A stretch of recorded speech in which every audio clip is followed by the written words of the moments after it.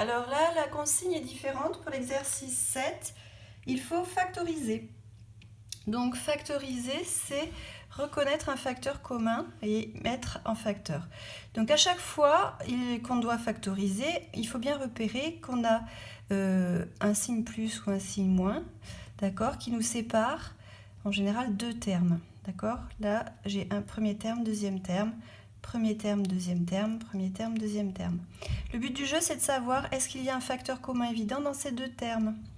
Donc là, il est évident, hein, on le voit, c'est 6. Donc on le met devant, on ouvre une parenthèse et on se pose la question.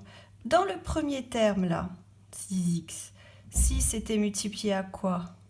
À x, donc la réponse on la met là.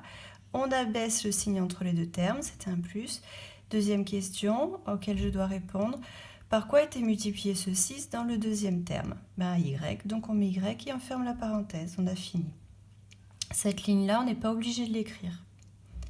Pour le B, donc là, c'est moins facile, c'est moins évident, on va dire. Mais on voit que 20 et 30 sont tous les deux dans la table des 10. Donc on fait apparaître là le 10. À la place de 20, j'écris 2 fois 10. À la place de 30, j'écris 3 fois 10. Et là, je vois bien qu'il y a un facteur commun évident qui est 10. D'accord? Donc je le mets devant, ce 10, c'est le facteur commun. J'ouvre une parenthèse. Ce que je vais écrire ici, c'est la réponse à la question « À quoi a été multiplié le 10 dans le premier terme ?» Là-dedans, il était multiplié à 2, tac. J'abaisse le signe qui sépare les deux termes. Et à quoi a été multiplié le 10 dans le deuxième terme? À 3a. Donc vous avez les explications, je ne vais pas les refaire pour tous les autres. Vous me demandez s'il y a problème. Après, on peut...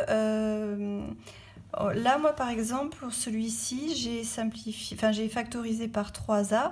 Peut-être qu'il y en a qui n'ont pas vu qu'on pouvait le faire par 3a, qui n'ont fait que par 3 ou que par a. C'est correct aussi, mais le but du jeu, c'est quand même de factoriser par le plus gros nombre possible. Donc, essayez de prendre l'habitude de factoriser par le plus gros nombre possible.